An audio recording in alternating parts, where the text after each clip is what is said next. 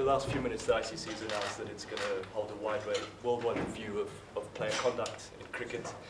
I think they're calling it enough is enough, with reference to the last few weeks here, but also in cricket elsewhere.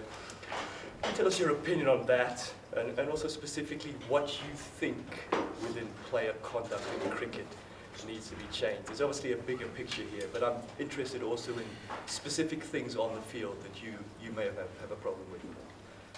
How long have we got? I think it's overdue. I remember rewinding to Australia 2 years ago when the Mintgate, we said that there was not clarity in as players. We don't know what's allowed and what's not allowed. So once you have that grey areas, I think a lot of things will happen which shouldn't happen.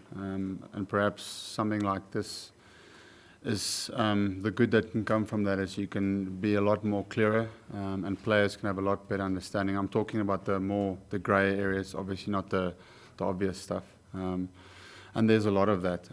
It's difficult for me to go into every single one of them, but also the penalties. Why is you get the same penalty for something that's year and year? So I think it's good that they're thinking that way, and I think that it's overdue.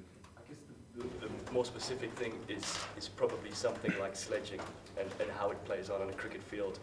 People talk about headbutting the line. Yeah. Do you think that something like sledging needs to be drawn into the code of conduct, and you say you can't do this? I think so. I think it's the game of cricket. I've said many times, I don't think that sledging has that much influence on the way that people play. I think it's a past maybe thing that we thought had a huge impact, and maybe there's one or two guys that will feel a little bit more pressure when they feel there's a bit of verbal on the field. For me, it motivates me when I hear people say things to me on the field.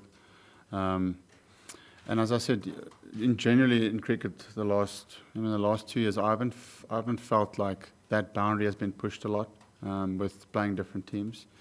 As I said to you in the beginning of the series, that we expecting that from Australia, and that's the way that they play. And it's not. I'm not saying that's right or wrong. What I'm saying is that's the way they play.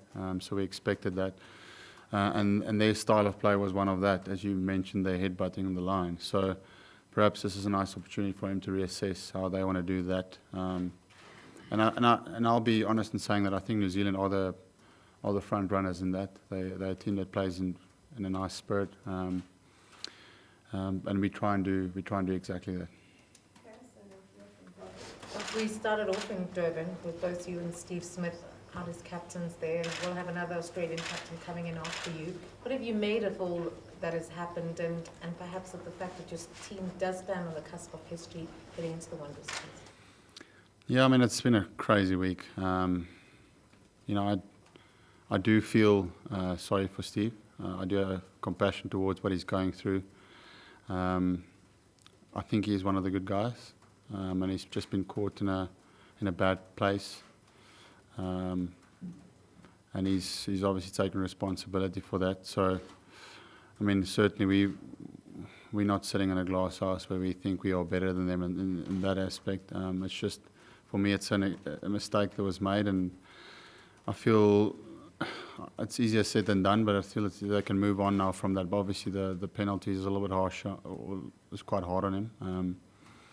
But I do have quite a bit of compassion of what he's going through.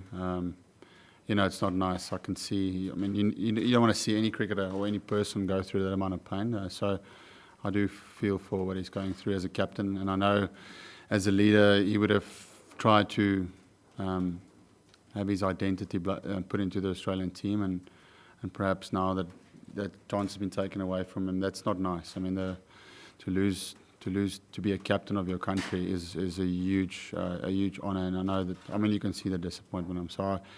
I do really, really feel sorry for him.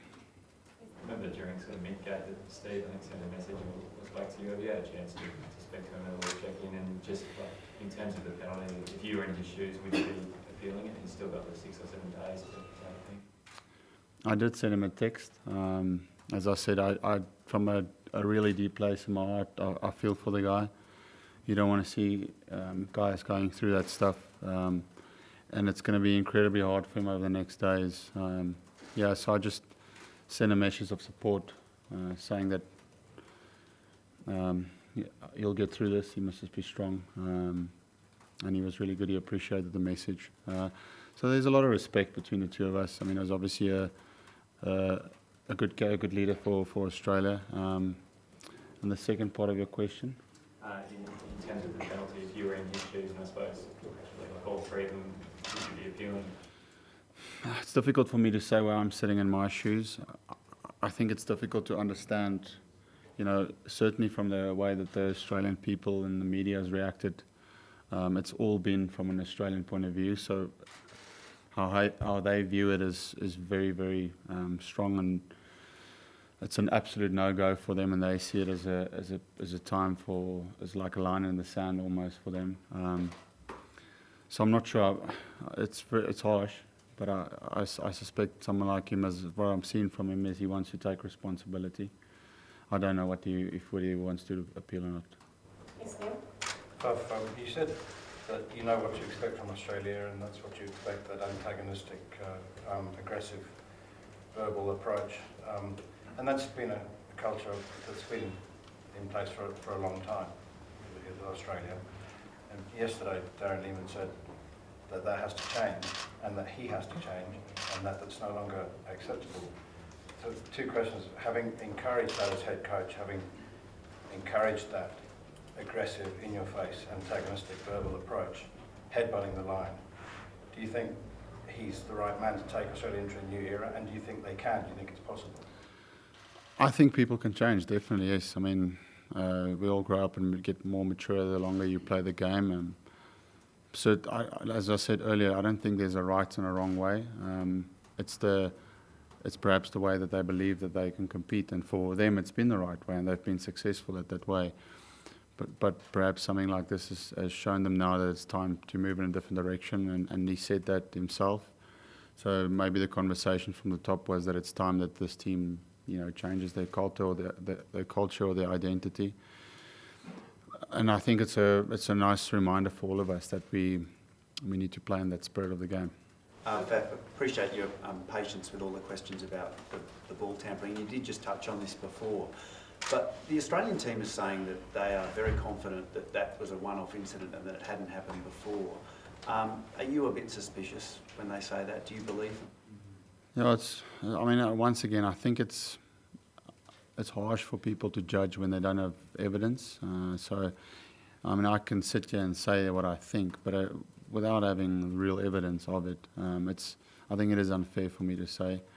So whether it was just really, really good skill and trying to bounce the ball in the right places to try and get it roughed up, or perhaps if there was someone working the ball. But definitely, this series, the ball is reversed quite a bit. And it is, to an extent, it isn't a skill to try and get that ball to talk as quick as possible, because a ball going straight versus a ball going late and the other way is obviously a lot harder. So, yeah, as I said, and certainly from the next 5 days point of view, we're not going to now stop trying to do that. We're going to keep trying to make sure that we can get the ball to reverse, obviously with what is allowed. Had your team heard of sandpaper being used? Had the rumour done the rounds? You've always heard. Anything that is rough. Back in the day, I suppose people would try and get rocks and have it in the hand, or the turf of the pitch that roughs up. The sandpaper has the same effect. It's just about anything that's rough, really, that can scuff up that one side.